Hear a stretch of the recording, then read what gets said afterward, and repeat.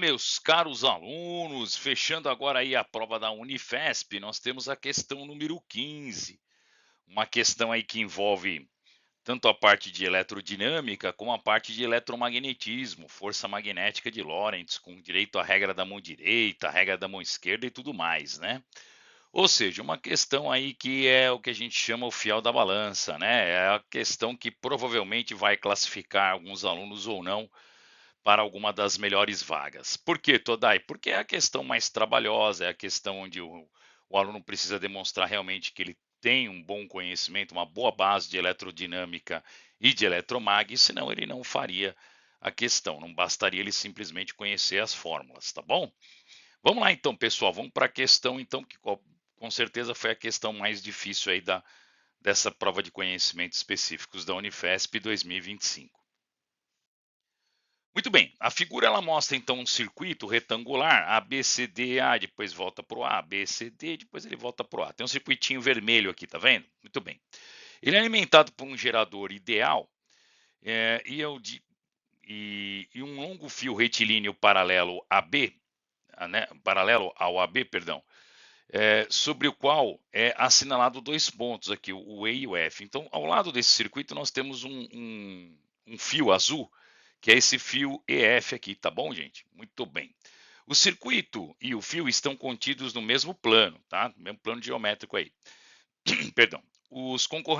As correntes elétricas, então, são as seguintes. A I1, tá? Essa corrente do fio azul, turma, ela é uma corrente de 5 ampere, ok? Muito bem. Enquanto que a corrente do I2, ela é apenas de 2 ampere, tá?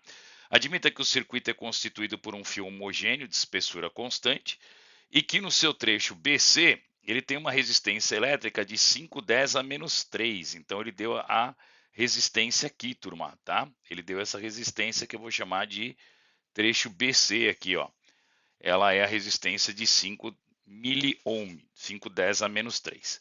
Considerando as medidas indicadas na figura e adotando o Mi, que é a permeabilidade magnética do meio, o famoso 4π10 a menos 7 tesla metro por ampere, né, pessoal? Calcule. Vamos lá, turma. Vamos verificar então o que ele quer no item A e posteriormente no item B. Questão trabalhosa. Vamos lá.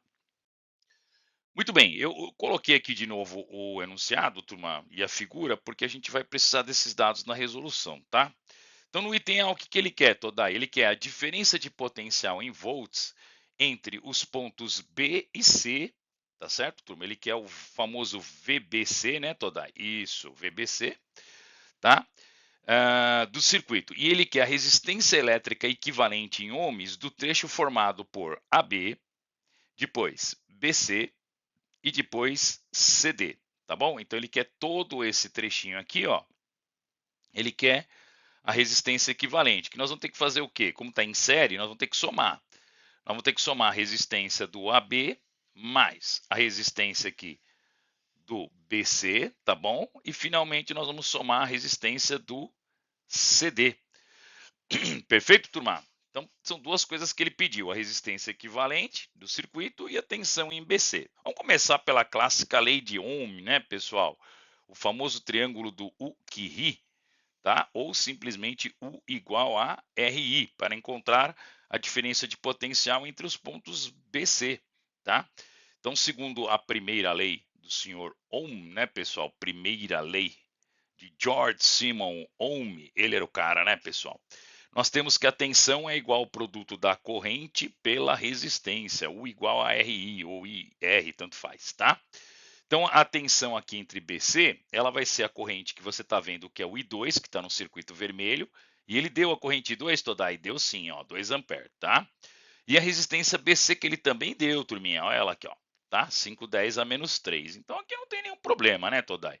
Esse item era para ninguém zerar na questão, né? Então, tranquilo, 2 vezes 5, 10, né? Então, 10 a menos 3 dá 10 a menos 2 volts aí, tranquilo. Acho que esse ponto aí, como eu falei, esse foi para ninguém zerar, tá bom? Agora, nós vamos ter que encontrar as resistências parciais, que talvez dê um pouquinho mais de trabalho para você aí, tá bom? Então, vamos lá, turma. A resistência em BC, ele deu, né? Ele deu 510 a menos 3, tá? Agora, como que se calcula a resistência de um fio mesmo, Todai? É a segunda lei, né? Tá bom? Aí você vai para segunda lei do George Simon Ohm, né, pessoal? Qual que é? É a famosa ρLA. Como nós não temos nem o ρ, que é a resistividade do fio, e nem o A, então a gente vai colocar como uma incógnita, uma constante. Mas o importante perceber que ela é igual para todos, né, pessoal? Porque ele fala que o fio homogêneo de espessura constante, tá bom? Então dá para usar isso aqui como uma constante só. O que vai variar toda aí é o comprimento, tá bom, gente? Então nós temos aí o comprimento de 10 centímetros para o caso do BC. Lembre-se que comecei por BC, por quê, Todai? Porque o BC ele fala que isso aqui é igual a 510 a menos 3, sacou a ideia não? Por quê? Porque daí eu consigo determinar o valor dessa constante que eu vou usar para as outras. Olha aqui, tá? Essa é o pulo do gato. Se você percebeu isso, você se deu bem, tá bom? Então, pessoal, o ρ sobre A, ele vai ser igual a 5 dividido por 10 dá meio. Meio 10 a menos 3 é 5 10 a menos 4 ohm por centímetro. Cuidado que não é metro, aqui é centímetro, tá bom? Muito bem, e agora, Todai? Bom, agora, turminha, nós vamos cuidar das resistências do AB e do CD, porque depois é que nós vamos ter que somar. Como eu falei, isso não é difícil, ele é apenas trabalhoso, tá? Então vamos lá, resistência de AB então vai ser ρLA, só que agora o comprimento é do AB. E o comprimento do AB é de quanto? Todai é de 30 centímetros, né, pessoal? Ele deu para nós aqui, ó, 30 centímetros esse comprimento AB aqui. Tá bom? Eu já tenho o valor que é 510 a menos 4, né? Então 510 a menos 4 vezes 30 vai ser exatamente aí o valor do RAB. Todo aí o comprimento não é o mesmo entre AB e CD? Então isso é igual à resistência do CD, não é? Sim, é igual à resistência do CD, tá bom? Então o que vai dar aqui, pessoal? Que vai dar 3 vezes 5 vai dar 15, né? 15 vezes 10 a menos 3, né? 1,5 10 a menos 2. Então, tanto o RAB como o RCD, turminha, esses caras aqui, ó, esses dois, eles têm a mesma resistência, tá bom? Quem está mudando é o RBC. Agora nós vamos fazer o que, Todai? Como eles estão em série, nós vamos somar, né? Como a gente sabe, resistência equivalente basta somar a resistência do AB, do BC e do CD. Sendo que a do AB e do CD são iguais, então eu posso colocar duas vezes o valor delas, né? Que é 1,5, 10 a menos 2, tá bom? Ó. E a resistência do BC ele deu 5, 10 a menos 3, ok, turma? Tranquilo, né? Tranquilo. Isso daqui vai dar 3, 10 a menos 2, né? O que é 3, 10 a menos 2, turma? Para eu colocar isso aqui tudo a menos 3, né? Então, ó, eu baixei um, é o aumento. Então, eu vou para 30, né? Tá certo? Aí vai dar 30 mais 5, vai dar 35, 10 a menos 3 ou 3,5, 10 a menos 2. Suave, tranquilo, na nave, de boa, Todai. Turma, eu vou dizer para você, dava para o aluno levar esse item A, ele não era tão complicado, ele tinha um pouco de trabalho, um pouquinho trabalhoso, tá? Vamos lá, vamos para o item B, que o item B talvez um pouco chato, né? Porque o pessoal não gosta muito, não curte muito esses conceitos de eletromag, né? Mas também se lembrasse das leis de Biot-Savart, a regra da mão esquerda e da mão direita, que é o basicão ali do eletromag, o cara levava numa boa, tá? Bora pro item B, Todai? Bora pro item B, vamos lá. Bom, turma, o item B de novo eu coloquei aqui o enunciado para você, tá? Porque a gente vai precisar de alguns dados, como corrente elétrica. A intensidade da resultante das forças magnéticas em Newton devido às interações com o segmento EF. Turma, o segmento EF, porque assim, quando você tem dois fios magnéticos, turma, perdão, com corrente elétrica, gera um campo magnético, né? Por Faraday. O que acontece? O Faraday diz que um campo elétrico ele acaba interferindo no outro campo elétrico, é ou não é, pessoal? Então ele quer saber o seguinte: qual que é a resultante das forças magnéticas em que o fio AB provoca, pessoal, sobre o fio EF e que o fio CD também provoca. Os dois provocam forças, né? Acontece que uma força vai ser de atração e a outra força vai ser de repulsão. Por quê, Todai? Agora vamos lá, vou te convidar para a regra da mão direita, pessoal. Nós temos aqui o polegar apontando para a direita no I1, tá? Se o polegar está apontando para a direita, o campo gerado aqui, eu vou colocar em azul, porque o fio é azul, tá? Esse campo aqui, ele é um campo de entrada, turma, tá vendo? Ó, campo magnético aqui, gerado pelo EF, ele é um campo de entrada, tá bom? Agora vamos para o vermelho, pessoal. Primeiro vermelho aqui, que é o do I2, tá? O I2 também, apontando o polegar para a direita, esse campo aqui ele vai ser um campo de saída, ó, aqui é um campo de saída, ele está saindo, tá? É o campo gerado por AB, tá bom? Aqui é o campo gerado por AB. Agora, toda aí, o CD, ele também gera um campo lá? Gera, pessoal, só que o CD, ele gera um campo aqui de entrada, tá? O campo do CD aqui é um campo de entrada, porque o sentido da corrente é o contrário, tá bom? Então, significa que quando o BC for comparar com o azul, quer dizer, o fio AB, perdão, quando o fio AB for comparar com o fio azul, você vai ter diferentes aí, né? Você vai ter uma força então de atração, porque campos diferentes eles se atraem perfeitamente. Agora, quando você tiver o campo gerado pelo CD, vai ser uma força de repulsão, porque eles são campos no mesmo sentido, né? Eles geram no mesmo sentido, então um vai repelir o outro, não é? Exatamente. Então eu tenho um campo de atração e um campo de repulsão, tá bom? Então vamos lá, turminha, vamos começar a fazer os cálculos agora, tá? Por quê, Todai? Porque ele quer intensidade numérica, ele não queria só saber se é atração e repulsão, né?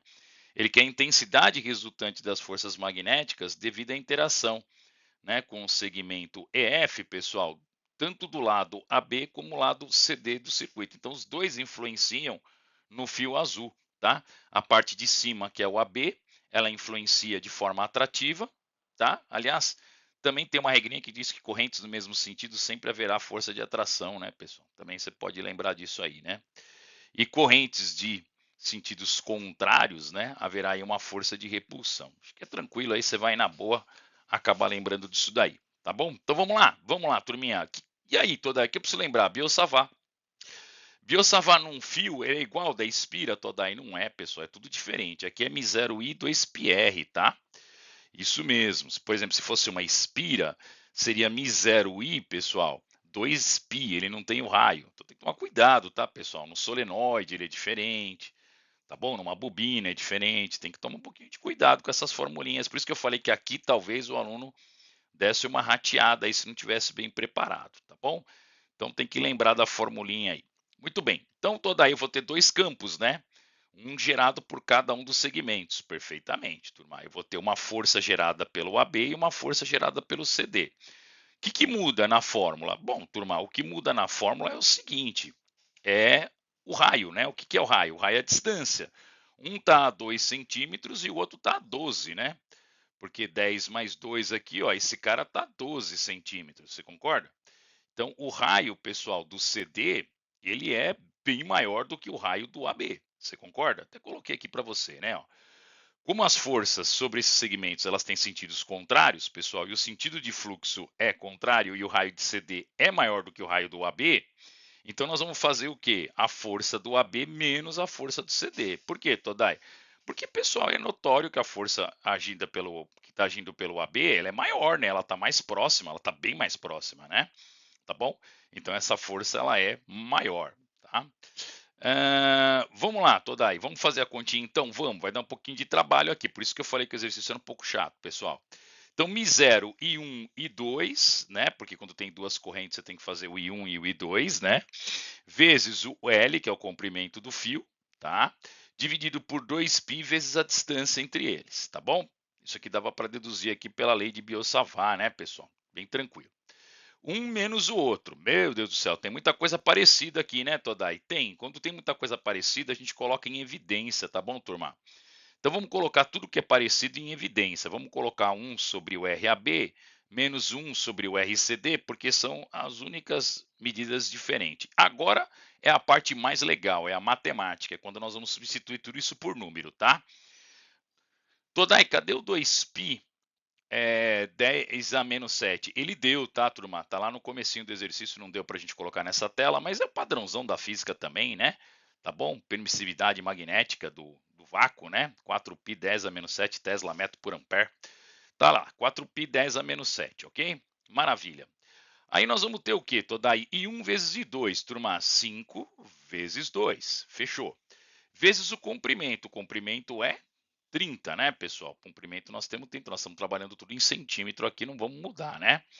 Então, se você trabalha com centímetro aqui, trabalha com centímetro aqui embaixo, não tem problema, tá? Se quiser passar para metro aqui, não vai adiantar nada. Depois você vai passar para metro embaixo, vai dar na mesma, tá?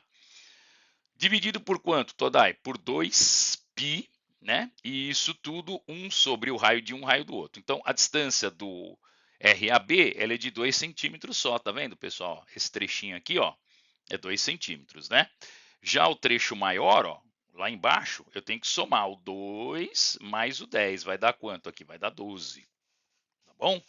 Muito bem. Então, pessoal, essa conta vai dar o que aqui? Bom, fazendo essa conta aqui, né? Nós vamos cortar o π, tá certo? Ó, o π vai embora, tá bom? Nós vamos cortar o 2 vai embora também. Vai ficar o quê? 4 vezes 5, 20, tá? 3 vezes 20 vai dar 60. 10 a menos 7, que é a mesma coisa que 6, né, pessoal? 10 a menos 6, é isso? É, né? Só que aqui, cuidado, aqui não é 60, é 600, né? Porque é 4 vezes 30 aqui, tá bom? Então vai dar 10 a menos 5. Vamos repetir? Vamos lá, ó. Segue o raciocínio, pessoal. 4 vezes 5 dá 20. Quanto que é 20 vezes o 30 que sobrou aqui, ó? 20 vezes o 30, galera. Tá vendo, ó? Dá 600. 610 a menos 7 é 610 a menos 5. Deu para entender de onde apareceu esse cara aqui? Mínimo múltiplo comum entre 2 e 12 é 12. 12 dividido por 2 dá 6. 12 dividido por 12 dá 1. Então vai ficar 6 sobre 12, 1 menos 12, tá? Isso vai dar o quê, Todai? Bom, isso vai dar 6, né, pessoal? Menos 1 vai dar 5. 5 sobre 12. 5, eu vou multiplicar o 5 aqui por... não, fica 5 sobre 12, né? Eu corto o 6 com o 12, vai ficar 1 sobre 2, né? 5 dividido por 2 dá 2,5, 10 a menos 5, tá? Esse é o valor da força magnética, então. Tá bom? Toda aí, como é que você consegue deduzir que ela ainda é vertical para cima, né, pessoal? Porque como o FAB é maior, pela regra da mão esquerda, ele está puxando para cima. FBI, lembra do FBI, pessoal? Tá? Então, como nós temos aí o campo resultante, né? Que é o campo maior que é do AB, tá certo? Que é o campo de saída. Então, aplicando ali, né, pessoal, FB, né, vezes I, né, nós vamos ter que o campo resultante é para cima. Mas é aquela história, né, turma? Ele não pediu isso, tá? Nem precisava colocar. Ele não pediu aí que a força resultante ela será vertical para cima e não precisaria fazer isso não, tá bom? Fica aí só uma dica para você. O que ele quer é o módulo dela. O módulo dela está aqui, tranquilo, 2,5, 10 a menos 5. Certeza que você levou esse exercício, tá? É aquilo, pessoal. O cara tem que ter know-how para fazer um exercício desse, tá bom? Ele tem que conhecer direitinho aí, porque senão a casa pode cair, né? Mas eu acredito que o aluno que está fazendo uma prova de conhecimento específico da Unifesp, ele está bem preparado e ele deve ter levado, tá bom? Gente, essa foi mais uma das nossas correções, né, da Unifesp hoje, agora encerrando aí 2025. A gente agora só torce para que você tenha aí tido um ótimo resultado, tá bom? Peço que você deixe o seu joinha, isso ajuda aí o trabalho do professor e compartilhe sim com o seu colega, né, para que ele possa ver aí como é que é a cara do vestibular da Unifesp, tá bom? Um grande abraço a todos, sucesso para vocês, pessoal, e qualquer dúvida deixe no seu comentário. Um grande abraço e até a próxima.